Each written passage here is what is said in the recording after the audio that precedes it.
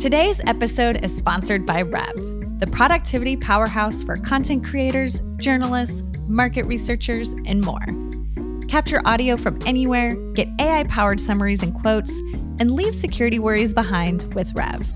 Whether you're on the go or in the office, Rev's got you covered. Discover more at rev.com. Hi, I'm Kendall Kelton, and I'm your host today on The Rough Draft. Featuring honest conversations with folks from across the creative industry, The Rough Draft explores the creative process, tools, and resources used by some of the best in the business. From journalists to content creators and business leaders, we shed light on what it looks like to break into the industry, make mistakes, collaborate with others, and the essential tools that help us all along the way. I'm really excited about this week's guest, Josh Olenslager. As the Director of Publishing Operations at LinkedIn Learning, Josh helps distribute video courses to professionals all over the globe to help them learn new skills at their own pace. With an MFA in poetry and a career that blends creativity with tech, he's written a book of poetry and is currently working on a second musical. We had an inspiring chat about how creativity and professional worlds intersect, and I can't wait to share it with you. On today's episode, Josh shares his creative process and the essential tools that help him balance corporate work with artistic pursuits.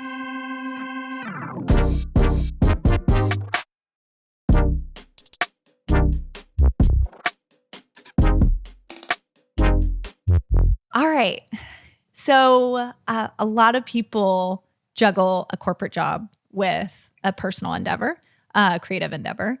And so I'd like to talk a bit more about that because you have a creative side hustle. So how do you balance the two? And what advice would you give somebody who may have an itch to try something out outside of their corporate job, but just hasn't found a way to do so?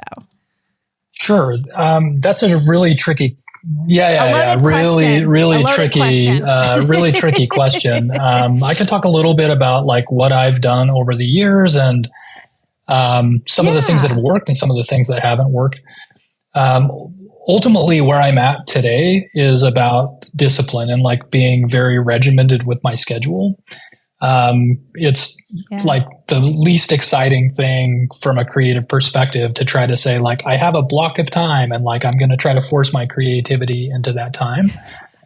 But I think like what I've done is I've changed my expectation about what I expect to get out of that block of time. Right. So like my time horizons have expanded in a way. So if I have, a Saturday afternoon and I'm like, okay, I've got 3 hours on Saturday where I can sit down and work on like my creative side hustle. I actually don't expect that at the end of that 3 hours, I'll have made like a significant progress.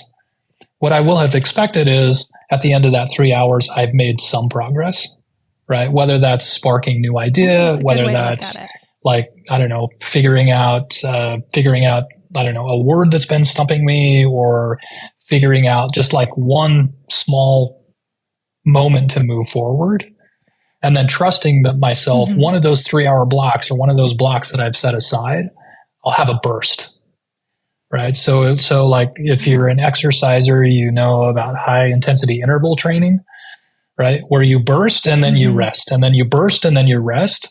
But the thing is, when you're resting, you're still working. And I think, like if you think about creativity or side hustle or the way that I've been thinking about it is like really borrowing some of these concepts to say, if I sit down for a bit, I don't expect to have a finished product at the end of that bit. But what I expect is to have practiced. And through that practice over time, I'll end up becoming stronger when those bursts happen. That is a great analogy. I find that such a great and helpful way to think about it. And my mind kind of went to, and I don't know if you would say it has or not, but has that mindset influenced how you approach projects in the corporate world? I mean, like it's a very similar, like when I describe the time horizon that I'm giving myself for a completion, right? I think like, it's like at the foundational level, there's no difference between a professional project and a creative project in the sense that like there has to be a schedule and there has to be like a roadmap of or a goal at the end of it and milestones that you reach along the way. Yeah. And so understanding like, where you're at, whether it's in your career or your creative journey and being able to say like, what is the goal for this project that I have? some of my projects, as an example, are simply practice projects. I'm like, my goal for this project is to practice. I need to write sentences and I haven't done that well. So I'm just going to practice writing sentences, right? Those sentences could be good or bad. That's irrelevant. But like looking at the time horizon for what you have for your work or for your creative and saying, do I have a deadline looming? Do I have something else where I need to like either increase the amount of time I'm spending in order to meet that deadline, or extend that deadline out in order to give myself the practical space I need to accomplish all the goals or meet all the milestones along the way to achieving that project outcome. So, it's in a lot of ways, it isn't the creative way just to say like, I'm the genius artist that sits down and I'm like, write something out on the first draft. Yeah, Splashing paint on the wall. Yeah, I'm not Jackson Pollock, right? I mean, I might be have a wild mind like that, but I'm not Jackson Pollock where I can sit down in an afternoon, smoke half a pack of cigarettes, and then like come out of it with a nice painting, right? Like that's just not the way that I can produce. And I think like being aware of that and being accepting of that, like as a professional or as a creative, that's going to help you go a long way. We've talked to a lot of guests about their creative process. Like we just, you just very beautifully articulated to us your own, but we've also talked about kind of the evolution of tools. And so are there any tools that you think you have adopted recently that you think are very powerful? Or are there things that you're just like, no, I'm going to stick to, the bread and butter? Yeah, I think at the foundational level, I'm still the bread and butter kind of guy. Like I still write in like my journal every day.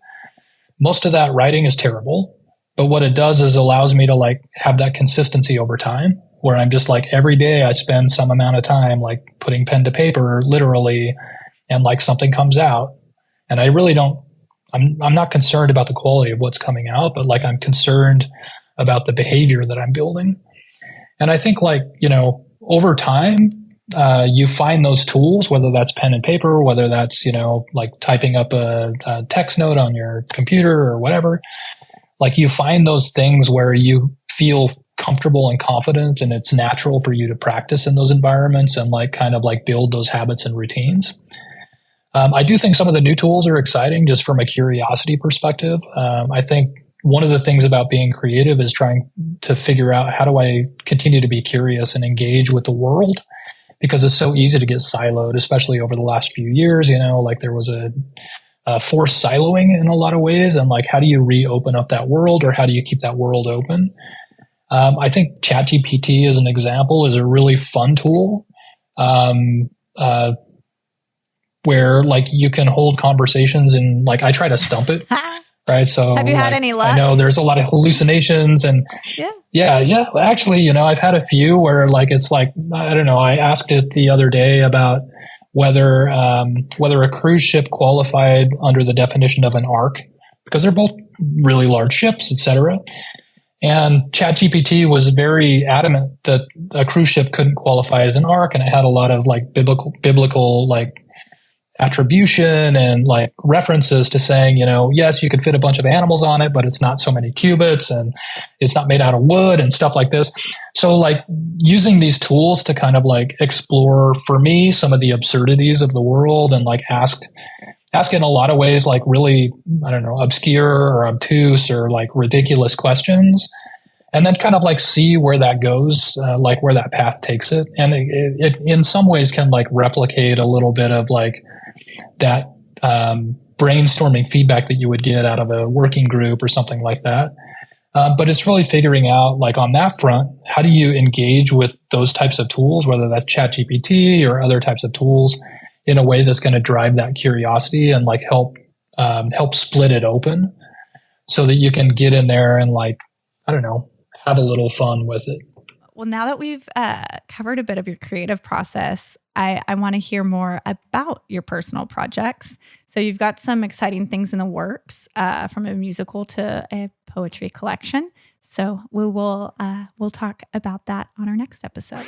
Well, that's it for today's episode of The Rough Draft. Be sure to rate and subscribe in order to stay up to date with the latest episodes and visit rev.com/podcasts for even more content. Thank you for listening, and we look forward to seeing you again on the next episode of The Rough Draft.